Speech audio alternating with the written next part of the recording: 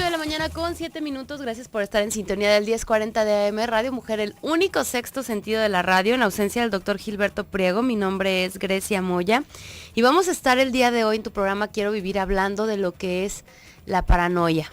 Vamos a desenmarañar todo este tema porque la verdad y en lo personal ni idea, pero para eso tenemos al especialista, al profesional de la salud, que es el doctor Ricardo Virgen. Él es psiquiatra. Bienvenido, doctor. Gracias, Grecia, nuevamente por la invitación y aquí estamos para lo que se les ofrezca. Muchas gracias, doctor. ¿Tiene sueño? Algo. Muchas gracias. Gracias a Antonio Oregel, bienvenido ya en controles, mi brazo derecho. Lo extrañábamos muchísimo, ya está aquí presente. Muchas gracias, Toño. Brenda Tapia en líneas telefónicas, a César Paz en asistencia en producción. Y bueno, pues vamos a dar inicio a este programa. Te recuerdo líneas telefónicas 31 22 11 90 36 47 18 83, la nacional sin costo 01 800 727 54 20 y por supuesto Austin, Texas, que el doctor con mucho cariño los saluda, también para que se comuniquen 512-215-4909 y a toda la Unión Americana. Estamos por el chat en www.radiomujer.com.mx. Doctor Ricardo Virgen, psiquiatra del antiguo Hospital Civil Fray Antonio Alcalde, platíquenos, ¿qué es la paranoia? Sinónimo, la gente lo va a entender porque ya lo han escuchado muchas veces. Es una conducta de desconfianza, todos la hemos tenido. La palabra como tal viene de términos griegos, que quiere decir alejado de la mente o paralelo a la mente, ¿sí? Esto tiene que ver con la disociación. Disociación, entiéndanse como una división de nuestros pensamientos y de nuestras conductas y de nuestras reacciones emocionales que se supone en una persona común y corriente, en un funcionamiento normal, deben de estar integradas. ¿Para qué? Para tener un sentido de realidad adecuado y poder funcionar de manera adaptativa, congruente con esa realidad, tanto la externa como la interna. Cuando esta integración se pierde, por eso se propuso desde hace muchos años, los griegos siempre les encantaba describir cosas, este alejamiento de nuestra mente, de nuestra integración, ¿sí? ¿Por qué se entiende como una desconfianza? La paranoia como enfermedad quedó en desuso porque se integró ya en la actualidad en los trastornos de personalidad, hay un trastorno de personalidad paranoide, pero la paranoia como tal, sin ahorita tocar ese punto patológico, es una conducta que puede ser transitoria de desconfianza, sobre todo con ideas de persecución. Válgame ahorita las situaciones de inseguridad, que muchos vamos a tener este tipo de reacciones, tanto de persecución como ya cuando se degenera en una situación patológica, puede ser inclusive de grandeza, que es una reacción de defensa que tiene la persona para tratar de controlar las cosas, ¿sí? Esta desconfianza que mete a la persona en un estado de vulnerabilidad tiene por consecuencia, el otro lado de la moneda, una reacción de un pensamiento de grandeza, como si pudieras controlar o quisieras controlar todo. Entonces la persona se encierra en sí misma y empieza a convencerse de que no necesita a nadie. Este binomio es muy común, pero lo más característico que la gente tiene como relación es esa desconfianza que vaya a pasar algo, ¿sí? La conducta paranoide es una conducta que todos podemos compartir. No es como conducta aislada, no es una patología, no es para que vayan al psiquiatra, debe de ser transitoria. Tenemos muchos rasgos de nuestra personalidad en función de la conducta, incluyendo la paranoide, que son comunes a todos, es normal. Hay gente que puede reaccionar de forma paranoide, hay gente que puede reaccionar de forma obsesiva, hay gente que puede reaccionar de forma histriónica. Todos estos términos psiquiátricos tienen que ver con el funcionamiento normal de todos nosotros. Histriónicos, por ejemplo, te puede tocar a ti, Grecia, que tienes que echar mano de estos rasgos para estar aquí en la radio. ¿Por qué? Porque tienes que aceptar que vas a ser en un momento dado el centro de atención de muchas personas. Entonces, para tolerar esta situación, uno echa mano de... acuérdate bien, ¿O no? la histrionicidad tiene que ver y se relaciona con los actores, ¿sí? Con las personas que están delante de muchas más y tienen que tolerar eso, ¿sí? Los rasgos narcisistas que todos los tenemos es esa autoestima en donde tú toleras que la gente ve cosas importantes en ti, pero después bajas porque no te la debes de creer todo el tiempo, sino ya se vuelve algo patológico. Los rasgos paranoides también son esos actos de desconfianza, esas reacciones en donde tú de repente puedes estar en la noche a las 12 o a la 1 de la madrugada y obviamente vas a valorar si vas a pasar por un callejón oscuro, si vas a pasar por un lugar inseguro y empiezas a anticipar ciertas cuestiones que te pueden poner en riesgo. Y entonces esa desconfianza, esa actitud puede servir para sobrevivir, para protegerte, pero solamente en ese momento. Ya después baja y vuelves a funcionar de forma adecuada. Si esta actitud paranoide se mantiene durante todo el día en diferentes situaciones, entonces ya estás entrando en una situación patológica y empieza a afectar en las relaciones interpersonales, en las relaciones afectivas, en el funcionamiento a nivel integral, que ya entraríamos, lo que vamos a ver más adelante, ya en los trastornos de personalidad. Pues nos quedamos con eso para ir a la pausa, doctor. Ya escucharon el tema. Si tienen alguna duda, 31 22 11 90, 36 47 18 83. Nuestro invitado es psiquiatra, es especialista, para que también te comuniques. Vamos a la pausa y regresamos.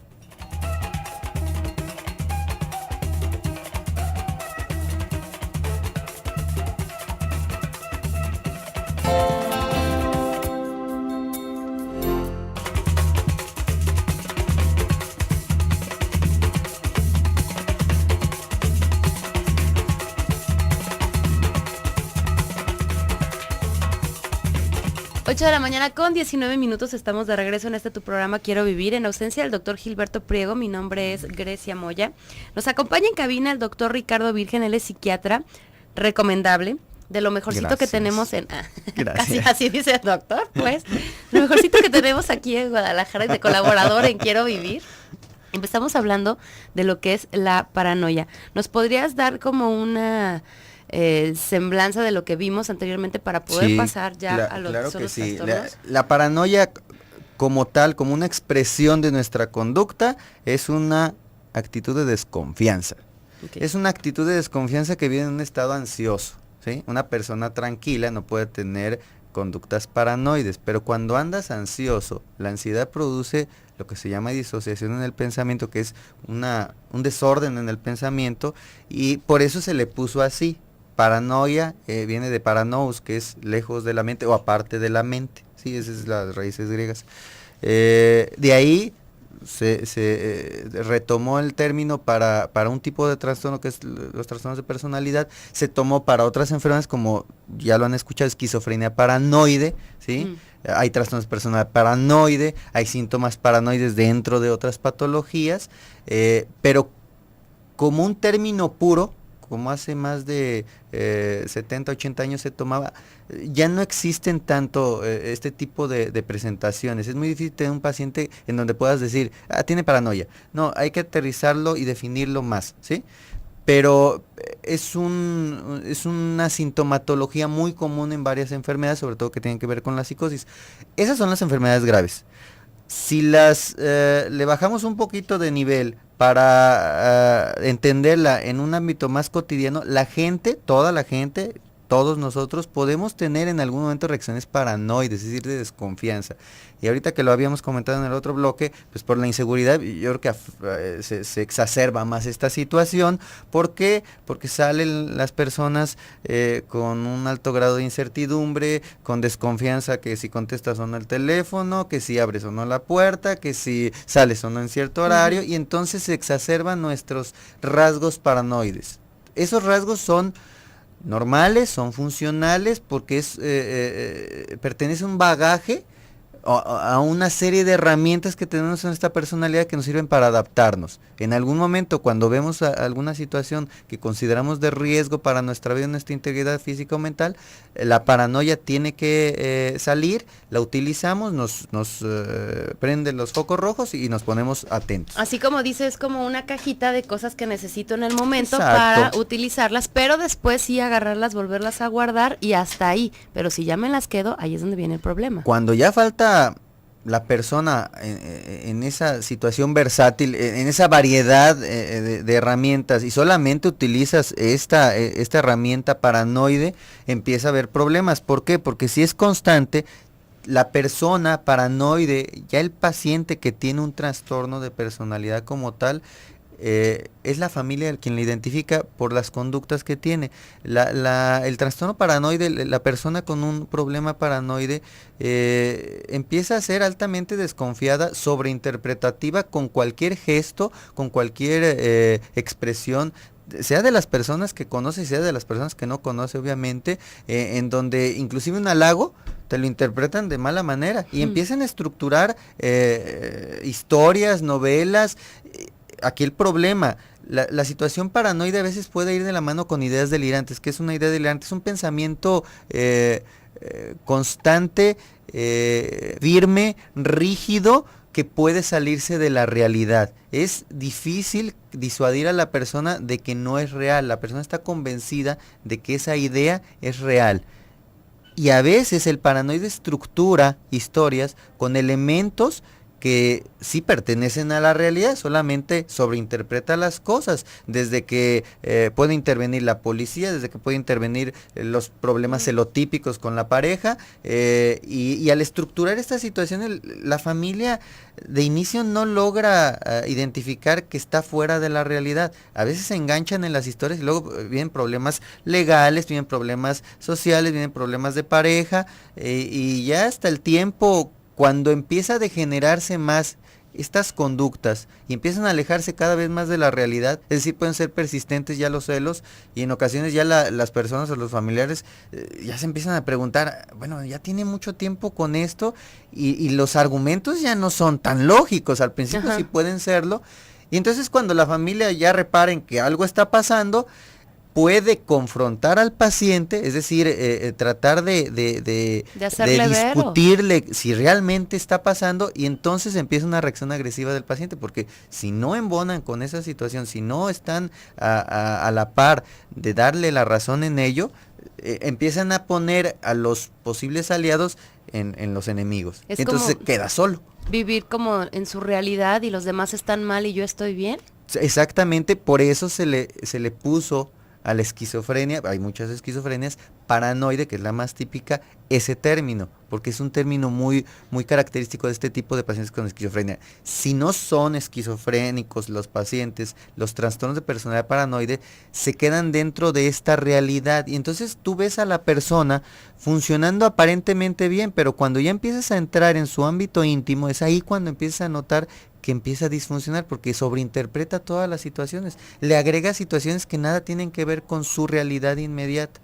Por eso son los familiares los que se dan cuenta primero. Quienes conviven más con la persona. La pareja, los hijos, los papás, y son ellos los que al animarse a tratar de convencerlos o a discutir sobre su situación, reciben esa agresión. La agresión no porque sean violentos las personas paranoides, se defienden por esta inseguridad que tienen. Los familiares, al darse cuenta de esto, bueno, tratan de ayudarlos, más rechazo tienen, y es cuando ya se alarman y puede haber, desafortunadamente puede haber consecuencias muy desagradables, en donde puede haber tentativas suicidas u homicidas por defenderse, y es cuando ya quieren que intervengan, ya sea las autoridades o el sistema de salud, y es cuando los llevan. Pero si se dan cuenta de inicio, la gente no repara en ello. ¿Como foquitos rojos tiene que haber? ¿Cuáles foquitos rojos? Las personalidades paranoides tienen antecedentes de que son personas rígidas, son personas cuadradas, son personas que aparentemente son frías, ¿sí? Que no son fácilmente emotivas con las situaciones, no son empáticas afectivamente, pero digo aparentemente porque cuando cuando ese cascarón se rompe, porque es altamente vulnerable, empiezan a fluir una serie de reacciones emocionales que llegan a ser agresivas por esa desconfianza. Es como un contenedor falso en donde tarde o temprano va a romperse. Como la olla express, ¿no? Así es. Truena, y cuando truena, hay que quitarse porque sí salpica. Y bueno, esto es lo grave de este tipo de trastornos. Hay personas que pueden durar años con estas expresiones moderadas, porque depende del entorno. Si el entorno no propicia tanta desconfianza, el paciente puede mantenerse así, con esas sobreinterpretaciones, en un trabajo que no pueda ser tan demandante, pero si le cambian la jugada en cualquier momento, y mira que en los trabajos sí se pueden cambiar las jugadas, sí, claro, es cuando entra la situación crítica y tienen este quiebre, y pueden llegar a una situación psicótica. El paranoide no es psicótico, no está psicótico, pero está en la antesala de ello. ¿Por qué? Porque la psicosis es una disociación grave, y si se acuerdan, yo les comenté que la paranoia es una situación disociativa que todavía tiene conexiones con la realidad, pero lo sobreinterpreta. Desde que si son celos o si es desconfianza, la gente empieza a no compartir cuestiones íntimas porque la vas a utilizar en contra mía en cualquier momento.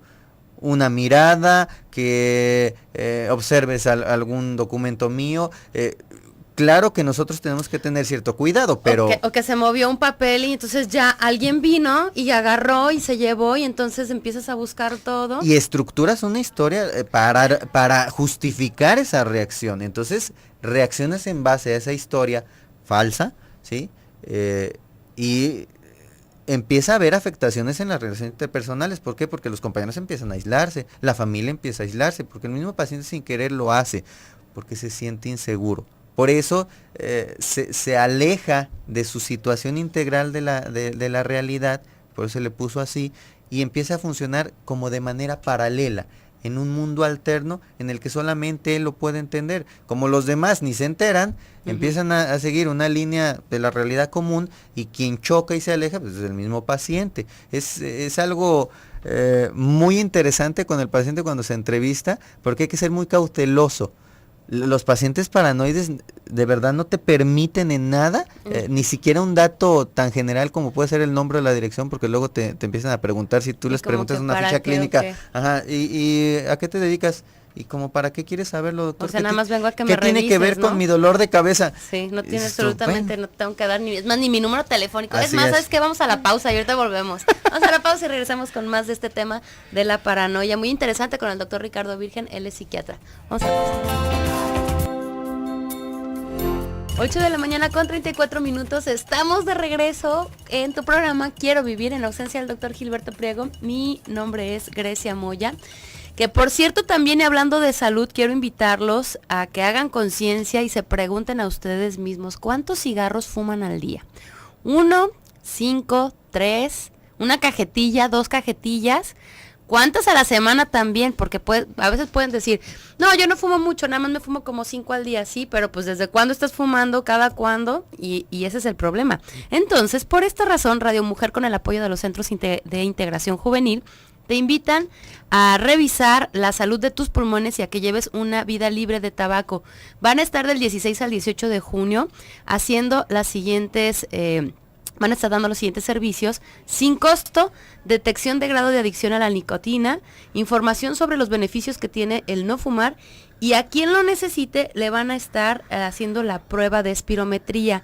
¿En qué consiste? Es un estudio para conocer la capacidad respiratoria de los pulmones y también detección de monóxido de carbono en pulmones. Esta unidad va a estar afuera de las instalaciones de Promomedios, del grupo Promomedios Radio, que es Avenida Mariano Otero, 3405, para que asistan de 9 a 1 de la tarde, de 9 de la mañana a 1 de la tarde, por una vida libre de humo de tabaco. Radio Mujer te invita. Es abierto a todas las personas en edades y también que sean fumadoras. Vámonos, doctor, con Ricardo Virgen, con este tema. Sigamos con lo que es la paranoia. Sí. ¿Hay algo antes de que se me olvide? Dime. Que mencionan mucho la desconfianza. Yo creo que ya como lo explica, de ser como un grado más alto y no lo cotidiano. Pero si yo desconfío de todos, si llega, los ejemplos que daba antes de salir a la pausa, de ni siquiera darte mi domicilio, mi número de teléfono, pero inclusive con la misma familia, con los amigos, con los compañeros de trabajo, ya no confío. Por las historias de vida que uno se crea, por cosas y X razones. Entonces llega una desconfianza tal, ¿es peligrosa? O sea, ¿cuándo es cuando raya a paranoia o es normal o qué tan es tan anormal? Mira, tan es así que en la literatura te marca que los pacientes con paranoia no pueden compartir situaciones íntimas, incluyendo las relaciones sexuales. Es decir, tienes a tu pareja. Ajá. Y entonces empiezan a cerrarse hasta para eso porque no vayan a lastimarlos, no físicamente, sino emocionalmente, no vayan sobre todo a traicionarlos. Si una pareja, que es algo característico dentro de la paranoia y de la desconfianza, la celotipia, los celos, ¿sí? Uh-huh.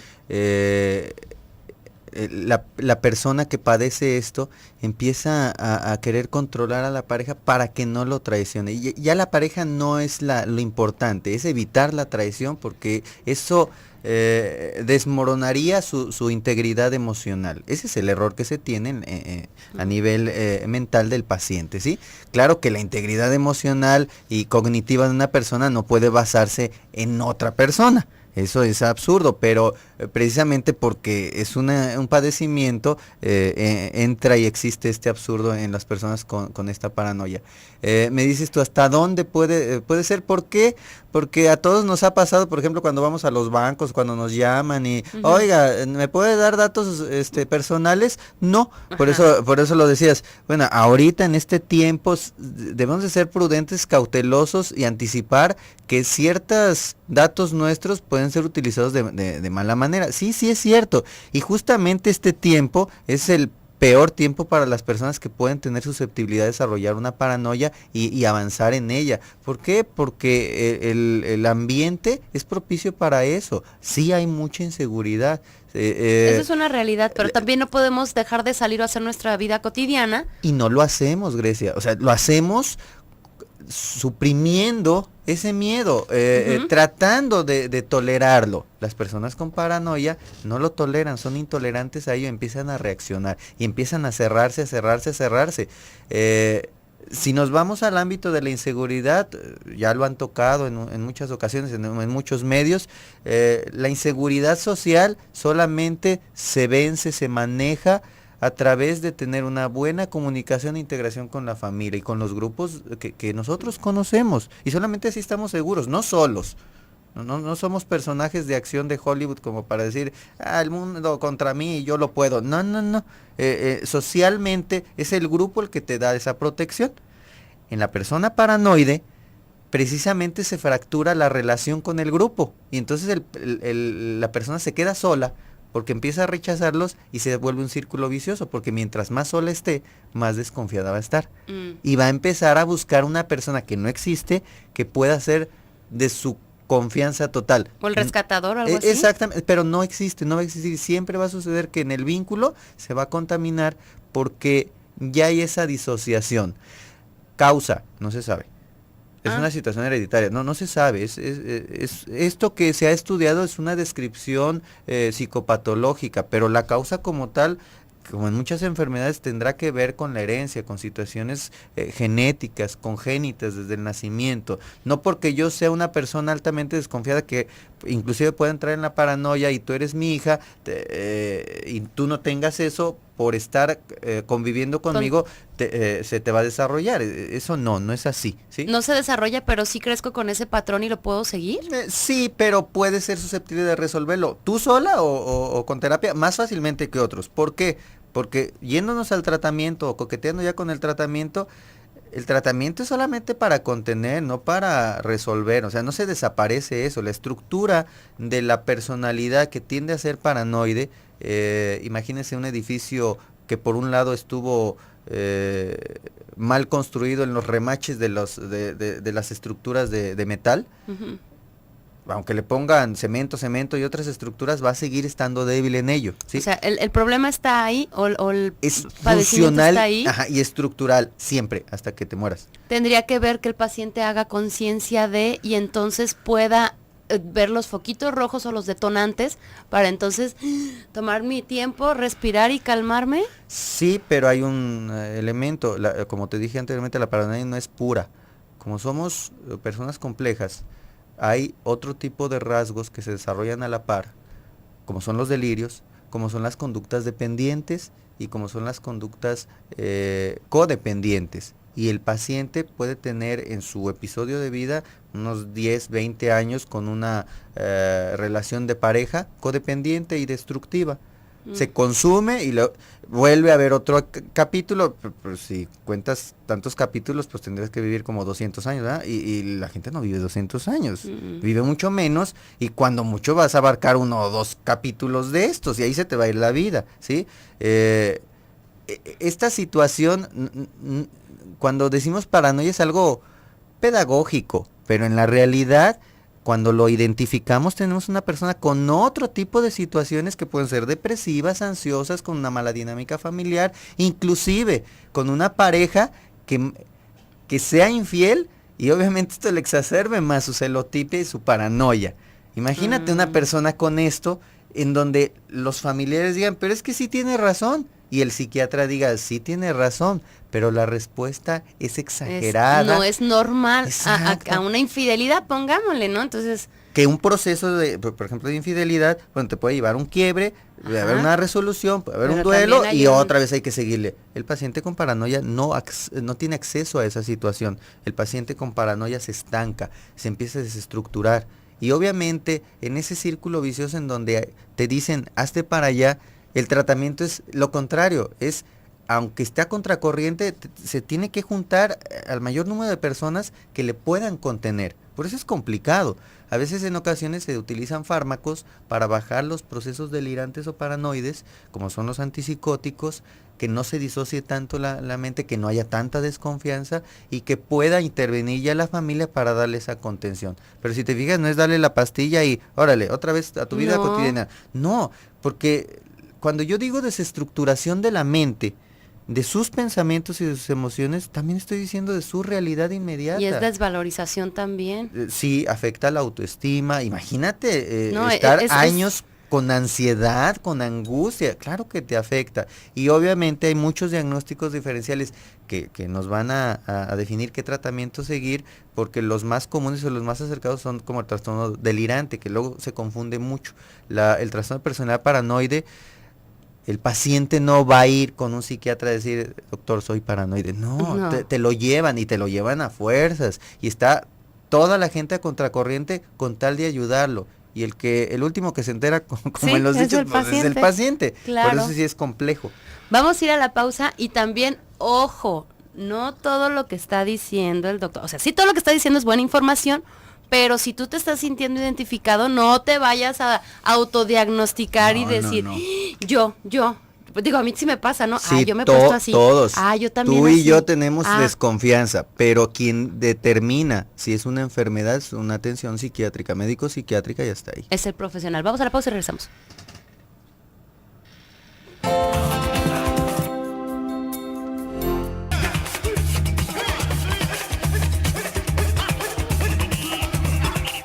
Es que está muy buena la música y por eso no queremos regresar. ¿No ves que hoy juega México? Vamos a apoyar desde aquí, a mandar buena vibra allá. No, la verdad, yo no le voy al fútbol, pero sí me emociona mucho esto del mundial. Y estamos ad hoc, todo vestido con música brasileña y de buen ánimo. Está bien. La música es buena, hay musicoterapia también. Sí. ¿Eso podría servir para los paranoicos? ¿O no? También están atentando con sus oídos. No, fíjate que los procesos psicoterapéuticos, por ejemplo, en ellos, refiriéndonos a la musicoterapia se basa también en situaciones grupales. Ajá. Y es una de las contraindicaciones para los pacientes paranoides. ¿Los aíslan? No puede haber terapia grupal en ellos de inicio. Tiene que haber un vínculo inicial con un terapeuta, y ya después para hacer un proceso que se llama de desensibilización y los agregando, ¿sí? Pero de entrada no. Y la musicoterapia, tal vez en algún momento de su tratamiento, si es que se enganchan, si es que tienen buena alianza, pudiera ser solamente una herramienta. Para ellos la psicoterapia individual es esencial, la psicoterapia familiar es esencial, porque tienen que fortalecer los vínculos más facilitados, y son esos. y ya no ser tan ambiciosos con otro tipo de vínculos. Los pacientes paranoides tienden a ser aislados en general. Cuando funcionan más o menos bien tienden a ser aislados y empiezan a trabajar en situaciones aisladas, ¿sí? Okay. Y sabes bien que ya ahorita hay más alternativas para laborar y ser autosuficiente en situaciones aisladas, no tienen tanto contacto con la gente y funcionan bien. Nada más que no les muevas de peras a manzanas porque... Es como un proceso lento, con mucha paciencia. Sí. Y también para los familiares, y la persona ya cuando cae en cuenta o acepta, ya empieza como más fluido, me imagino. Sí, fíjate que con esto que me dijiste ya metiéndonos más en lo del tratamiento, los procesos terapéuticos en psiquiatría o en salud mental siempre vienen de lo que tratamos de evocar el origen de la enfermedad. Aunque no sabemos realmente cuáles son las causas, psicodinámicamente, que son teorías, psicodinámicamente se plantea que el paciente paranoide presenta reacciones o una estructura primitiva. Primitiva no quiere decir que en cuanto a la evolución, primitiva en cuanto a las primeras etapas de la vida. ¿Por qué? Porque los mecanismos de defensa que utilizan mucho ellos es la proyección y la negación, que son mecanismos primarios, los utilizamos desde chiquitos. Cuando ya evolucionamos y maduramos, utilizamos otras herramientas más sofisticadas, pero esas son casi como el mazo. Y ya cuando maduras, ya utilizas el martillo así hidráulico, que es más complejo. Pero estas personas tienden a presentar estos mecanismos y los utilizan de manera burda y repetitiva, por eso tienden a chocar con su realidad, y el tratamiento se basa en eso, en llevarlos de manera simbólica de la mano con un terapeuta, como si fuera una figura paterno-materna, ir llevándolo nuevamente a ese estado madurativo, pero en una situación ya más segura, para que ellos puedan tener esa conciencia de lo que me dijiste al principio, de saberse que su desconfianza es exagerada, que no es mala, hay que tener cierta desconfianza, pero no tan exagerada, por eso bien lo dijiste, la gente se va a sentir identificada. Cuando tengo a mis alumnos y les doy estas clases, lo primero que les advierto, todo lo que escuchen y los aluda, ni se sientan diagnosticados, todos tenemos esos rasgos. Pero de eso a que disfuncionen en la mayoría de los aspectos y que ya sea una patología, solamente el psiquiatra hace una evaluación larga, que pueden durar hasta 6 meses, un año, antes de emitir un diagnóstico, se tiene que conocer bien al paciente. Yo te puedo identificar ahorita una reacción transitoria. ¿Qué? Paranoia. Ajá. Doc, me está viendo, ¿por qué? ¿Qué pasó? No me avientes las arañas, ¿verdad? Sí, pero no es un diagnóstico por ser una falta de respeto, porque no te conozco. Si tú ya te pones en manos de alguien que te esté evaluando, sí, ya con plena certeza, mi juicio te puede decir, ¿sabes qué? Para mí tienes esto. Pero obviamente eso se requiere mucho trabajo para soltarle ese diagnóstico a un paciente con este tipo de trastorno que es paranoide, porque se sienten agredidos con muchas cosas. Creo que aquí la familia tiene un papel muy importante en cuestión de para llevarlo o ir todos en conjunto a la atención médica de cómo se le va a plantear para que él acceda. Es como un toquecito y Sí, es primordial no eso, sí. Regularmente te lo lleva la mamá o el papá. No es lo mismo que te diga, ¿sabes qué? O sea, es que estás así, entonces te empiezo a decir todos tus defectos y yo te empiezo a agredir, entonces tú lo que vas a hacer, vas a reaccionar ante mi agresión y va a ser peor, entonces yo ya no voy a tomar en serio la atención médica. Exacto. Pero si yo como mamá te digo, ¿sabes qué? Esto, sí tienes razón, pero va más allá. ¿Qué te parece si vamos en conjunto a? Creo que sí lo hacen. Fíjate que lo hacen, un error muy común, les mienten. No se debe de mentir, no se debe de llevar con mentiras porque se empeoran las situaciones. Pero así como lo dijiste, exactamente hay gente que con suficiente inteligencia maneja las cosas, mantiene el vínculo de confianza, aunque sean ya así pocos gramos de confianza, lo agarran porque solamente a la mamá le tiene confianza y la mamá ya tiene 80 años, pues tiene que acompañarlo. Sí. Que tenga otras comorbilidades, alcoholismo, droga, tiene que acompañarlo porque es el único elemento que le puede servir de certeza, de seguridad en esta realidad amenazante, y es ahí donde nos agarramos. ¿Para qué? Para a través de esa familiar tratar de incidir en el paciente. Por eso se cuida como oro cuando los llevan.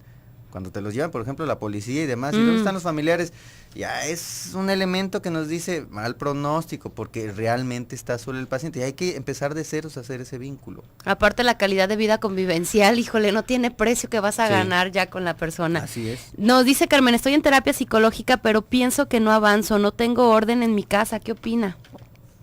Primero, exponerlo en la terapia, exponer esta inquietud al terapeuta. El terapeuta tiene la obligación de buscar otras maniobras, volver a intentarlo, si no hay resultados, volver a insistirle, ¿sí?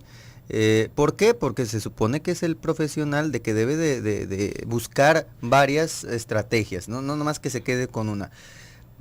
A veces, si se les dice, los terapeutas, los compañeros comprenden eso, ¿sí? De psicología y de psiquiatría. Si el paciente se siente incómodo y a veces es difícil que le diga a su terapeuta, pues igual que tenga un cambio, pero de inicio díganlo de forma directa con el terapeuta y en conjunto que busquen una estrategia. Perfecto. Esther Peña le manda muchos saludos, doctor. Gracias. Ariana Ríos de Austin, Texas dice, ¿cómo podemos apoyar a la persona enferma en casa y a qué se debe la paranoia? La causa no se sabe. No se sabe y bueno, Llevándolo tiene que ser profesional. hereditaria porque hay que buscar antecedentes en los papás y abuelos. Anónimo, tengo una pareja de 27 años que tiene 3 hijos y es buena persona, pero fuma demasiado y toma. No es agresiva ni grosera, llevamos 3 años en la relación y no he visto ni un orgasmo. ¿Qué hago? Ella tiene 27, él tiene 60 años. Ahí pueden acudir, si acaso los dos están de acuerdo, pueden acudir a terapia de pareja. En este caso, con psicología, que se dediquen a la pareja, lo que es terapia familiar, a veces no se ponen como terapia de pareja, pero los que tienen la preparación de terapia familiar, ellos pueden abordar eso. Doctor, muchísimas gracias por haber venido a este espacio de Quiero Vivir y esperamos el próximo mes un tema muy interesante también. Ahorita ya hay varias sugerencias ya. Sí, está bien. Sí, número telefónico donde puedan localizarlo, un correo. Sí, es el 3614 5501. 5501 3514-5501. Y ahorita te dejo el correo y ya después lo tienen ustedes aquí, ¿sí? Perfecto. El doctor Ricardo Virgen, él es psiquiatra y también lo encuentran allí en el antiguo Hospital Civil Fray Antonio Alcalde. Muchísimas gracias, doctor. Muchas gracias. Gracias a todos ustedes por el favor de su atención. Gracias a Antonio Oregel, ya nuevamente con nosotros, a Brenda Tapia y también a César Paz. En ausencia del doctor Gilberto Priego, mi nombre es Grecia Moya. El lunes vamos a hablar acerca de la insulina con el doctor Ernesto Alcántara y también ya vamos a tener aquí en cabina al doctor Gilberto. Gracias por el favor de su atención. Excelente fin de semana. Disfruten mucho el partido.